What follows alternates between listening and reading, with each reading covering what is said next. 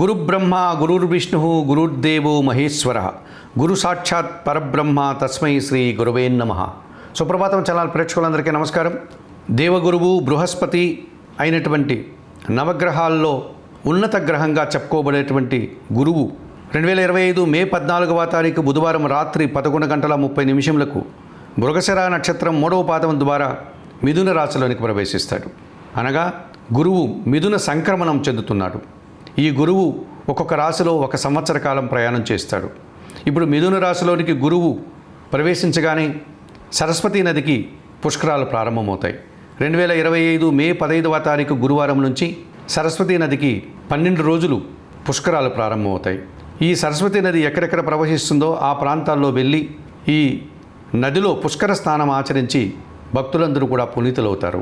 ఆ సమయంలోనే తల్లిదండ్రులు, పితృదేవతలు ఎవరైతే మరణించి ఉంటారో వారికి పితృతర్పణాలు ఇచ్చి అన్నదానాదులన్నీ కూడా బ్రాహ్మణోత్తములకు దానాలు సమర్పణలు చేస్తారు. ఇటువంటి కార్యక్రమం చేయడం వల్ల పితృదేవతలు కూడా శాంతించి మనల్ని బాగా ఆశీర్వదిస్తారు అని పెద్దలు చెప్తున్నారు. ఇప్పుడు ఈ బృహస్పతి వృషభ రాశి నుంచి మిథున రాశిలోనికి ప్రవేశించి ఒక సంవత్సర కాలం మిథున రాశిలో ఆయన ప్రయాణం కొనసాగించడం వల్ల 12 రాశుల వారి యొక్క ఫలితాలు ఎలా ఉంటాయి? ముందుగా మేషరాశి వారు. ఈ మేషరాశి వారికి భాగ్య వ్యయాధిపతి అయినటువంటి ఈ గురువు తృతీయ భావములో అనగా మిథున రాశిలో సంచారం కొనసాగించడం వల్ల వీరికి మిశ్రమ ఫలితాలు వచ్చేటువంటి వాతావరణం కనిపిస్తుంది. అనగా విద్యా సంబంధమైనటువంటి విషయాల్లో కాస్త అనుకున్నటువంటి ఫలితాలు రాకపోవచ్చు. పరీక్షల్లో కానీ ఇంటర్వ్యూల్లో కానీ వీరి ఫలితాలు పెద్దగా పొందడానికి అవకాశం ఉండదు. జన సహకార లోపం బాగా స్పష్టంగా కనిపిస్తుంది. అలాగే ఖర్చులు విపరీతంగా పెరిగేటువంటి సూచన కనిపిస్తుంది. విద్యారంగాల్లో పనిచేసే వారికి పనిభారం పెరిగేటువంటి సూచన బాగా కనిపిస్తుంది. ఈ కారణాల చేత దక్షిణామూర్తి శ్లోకాలు చదువుకోవడం, దక్షిణామూర్తిని సందర్శించడం, కనకపుష్యరాగాన్ని ధరించడం, శనగలు దానం చేయడం లాంటి పరిహారాల వల్ల ఈ మేషరాశి వారు గురుబలాన్ని పొందడానికి అవకాశం ఉంటుంది. ఈ గురువు వృషభ రాశి నుంచి మిథున రాశిలోనికి ప్రవేశించి సంవత్సర కాలం ప్రయాణం చేసేటువంటి ఈ సందర్భంలో వృషభ రాశి వారికి ఎటువంటి ఫలితాలు ఉంటాయి?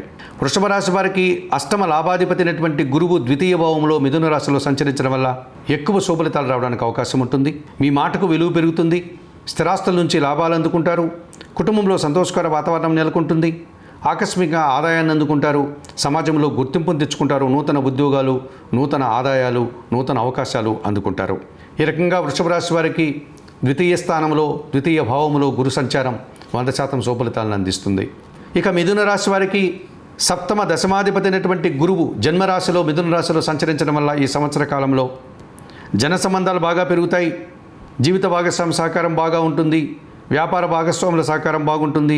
సమాజంలో గుర్తింపును, పేరు ప్రఖ్యాతులని తెచ్చుకుంటారు. విద్యారంగంలో అభివృద్ధిని సాధిస్తారు. విద్యార్థులకు మంచి ఫలితాలు వస్తాయి. సమాజంలో మంచి సంబంధాలు ఏర్పడడం వల్ల మీ వృత్తి, ఉద్యోగ, వ్యాపారాల్లో రాణించడానికి అవకాశం కనిపిస్తుంది. ఈ రకంగా మిథున రాశి వారికి కూడా 100% శుభఫలితాలు రావడానికి ఈ గురువు మిథున రాశిలో సంచారం ఉపయోగపడుతుందని చెప్పవచ్చు. కర్కాటక రాశి వారికి షష్టమ భాగ్యాధిపతి అయినటువంటి ఈ గురువు వ్యయములో అనగా మిథున రాశిలో సంచరిస్తున్నాడు. వీరికి పూర్తిగా గురువు నుంచి ప్రతికూల ఫలితాలు రావడానికి అవకాశం ఉంటుంది. పోటీ పరీక్షల్లో వెనకడుగు వేస్తారు. అధికంగా ఖర్చులు పెరిగిపోతాయి. జన సంబంధాలంతా కూడా చెడిపోతాయి. వ్యక్తులతో మనస్పర్ధలు రావడానికి అవకాశం ఉంటుంది. ఆత్మీయులు దూరం అవుతారు. విద్యారంగంలో పనిచేసేటువంటి వారికి పనిభారం పెరుగుతుంది. విద్యార్థులకు అనుకున్నంతగా సుఫలితాలు రాకుండా ఇబ్బందులు పడేటువంటి పరిస్థితి కనిపిస్తుంది. ఆర్థిక సమస్యలు, చిన్న చిన్న అవమానాలు ఎదుర్కోక తప్పదనిపిస్తుంది. ఈ కారణం చేత కర్కాటక రాశి వారు దత్తాత్రేయ స్వామిని సందర్శించి స్వామివారికి పూజాది కార్యక్రమాలు నిర్వర్తించండి. గురు చరిత్ర పారాయణం చేయండి. శనగల నైవేద్యంగా సమర్పించండి. ఇక సింహరాశి వారికి పంచమ అష్టమాధిపతి అయినటువంటి గురువు లాభంలో సంచరిస్తున్నాడు.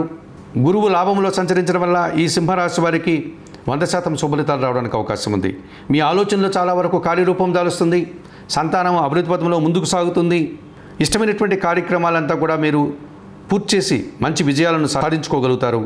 ఆకస్మికంగా నూతన అవకాశాలు, నూతన ఆదాయము అందుకోగలుగుతారు. సమాజంలో గుర్తింపును తెచ్చుకోగలుగుతారు. విద్యార్థులకు మంచి ఫలితాలు ఉంటాయి. విద్యారంగంలో పనిచేసే వారికి నూతన అవకాశాలు రావడానికి, నూతన ఉద్యోగాలు రావడానికి అవకాశం ఉంటుంది. కన్యా రాశి వారికి చతుర్థ సప్తమాధిపతి అయినటువంటి గురువు దశమ భావంలో మిథున రాశిలో సంచరించడం వల్ల మిశ్రమ ఫలితాలు వచ్చేటువంటి వాతావరణం కనిపిస్తుంది. కుటుంబంలో శుభకార్యాలు నిర్వహించి అధికంగా ఖర్చులు పెడతారు. ఆ రకంగా ఆర్థికపరమైన సమస్యలను ఎదుర్కోవాల్సి ఉంటుంది. వృత్తి, ఉద్యోగ, వ్యాపారాల్లో పనిభారము, శ్రమ అధికమవుతుంది. అయినప్పటికీ దానికి తగినటువంటి ఫలితాన్ని అందుకోగలుగుతారు. జీవిత భాగస్వామితో మనస్పర్ధలు, కొన్ని సందర్భాల్లో అనుకూల వాతావరణం ఉంటుంది. సమాజంలో కొన్ని సందర్భాల్లో పేరు ప్రఖ్యాతులు తెచ్చుకుంటారు. సమాజంలో కూడా మంచి పేరు తెచ్చుకోలేని పరిస్థితులు కూడా మీకు కొన్ని సందర్భాల్లో ఏర్పడుతుంది.